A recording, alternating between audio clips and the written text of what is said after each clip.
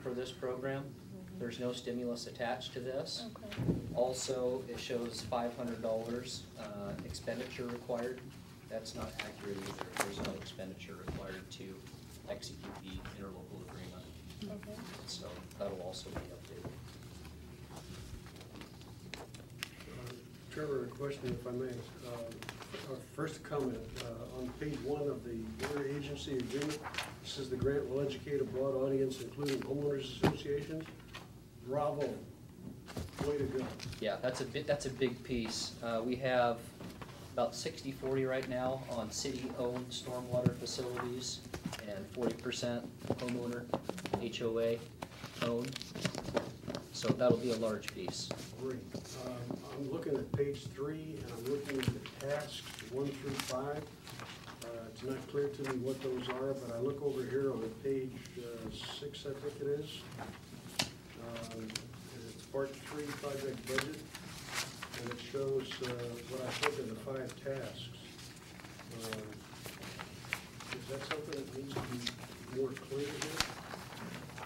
Yeah, we can break that out. You're referring to task 1 through 5 where it's X'd out, Clark County over to Ridgefield, working from left to right? Yeah. Yes.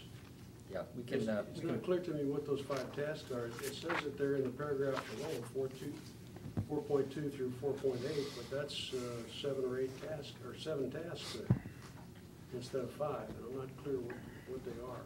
Okay. But on page 6, it looks like you've got them. I was just wondering if I failed on page 6. Oh, sorry, page 3.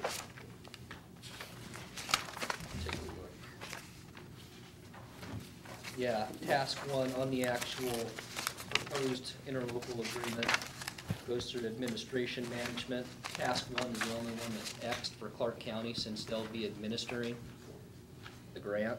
Yes. Task 2 is the project planning. And then 3 workshops and outreach for publications, web, other materials, and then down to task 5, which is the evaluation.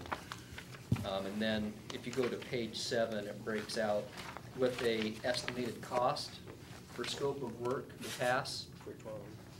So it doesn't allude to it in the interlocal agreement, but it does allude to it in the grant. Okay. So we can implement that. As long as it's clear to you, I'm Okay. happy. I just found it a little difficult to follow. Who decided or had input into the distribution of the reimbursement figures on page 2? Page- It's obviously not based on city size, the dollar amount. Clark County at 32,000. Well, no, I'm just wondering how they came around with these numbers.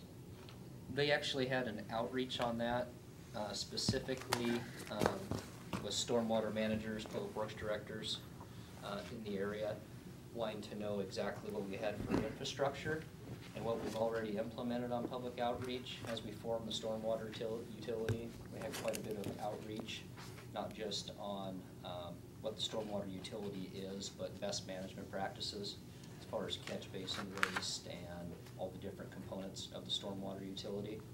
Based on that, there was recommendations made on what their estimate would be, how much would they actually participate in this effort. As you can see towards the bottom is Ridgefield, not needing as much public outreach or participation in this specific program. And then upwards through La Center, Washougal, Battleground, and Camas. If that makes sense. Some of it may be redundant for agencies that have already done it, Okay.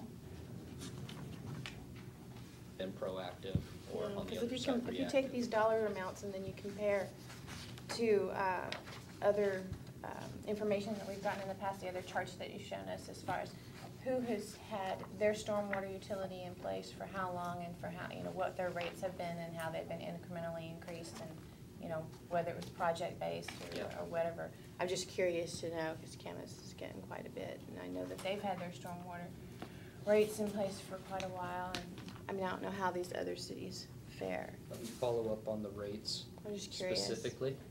I'm just curious. Also, current hourly rate with the benefit overhead is gonna be different from agency to agency. Okay, I see. Obviously, there's just one employee for City of Washougal staff.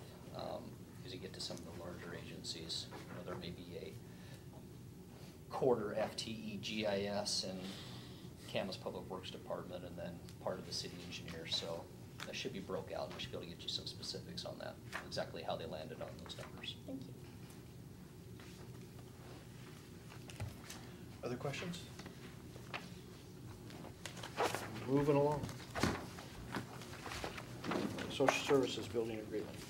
Annual lease agreement with the Children's Home Society of Washington actually expired December 31, 2009. This has also made its way through legal counsel. Previous agreement or lease was at a dollar per year. I have looked into that a little bit further as we went through the janitorial bid process. We did have that facility broke out. Janitorial for that specific facility was close to $5,000 a year. We also have elevator service there as well, which is close to $250 a month. None of that is considered in the current draft agenda bill.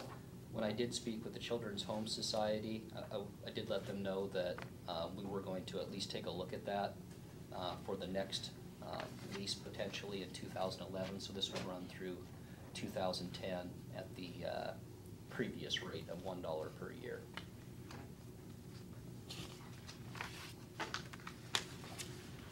Concerns, questions? Dave, I wrote down, sorry. Go ahead. Was the janitorial, I didn't know how far you'd gone with that, but I know that that's got to be one of those things we're going to have to look at next year at the budget, so, thanks. Yeah, and the way we had it broke out for the actual bids, to look at each facility and what they're providing as far as restrooms, office cleaning, mop, vacuum, all of the above. So social service obviously is a pretty large facility as well, so thus the janitorial charges. Thanks. I dislike playing Scrooge, but I've got to ask in this case, what is the city doing involved in social services, providing social services? We're just providing a building. Say again? We're not providing social services, we're providing a building. Well, significant subsidies for it too, because you got all the utilities that are involved in the janitorial as well, and the cost Rebuilding of the building. building and the money pit. Yeah.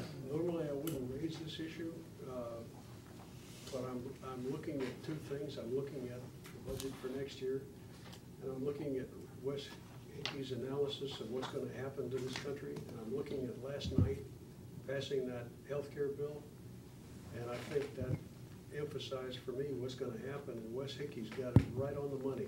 There's not gonna be the money coming from the feds to do a lot of things at the local level. And so I'm looking at how do we maintain the services which are our core mission and focus on them and get them done and done well. And can we afford to do that and this too? And I don't know the answer to that, but I raised the question.